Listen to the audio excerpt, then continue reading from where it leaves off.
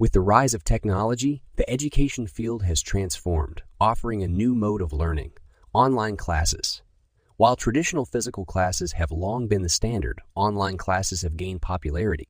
Both methods have their own merits and demerits. Physical classes facilitate face-to-face interaction, enabling real-time discussions, group activities, and practical demonstrations.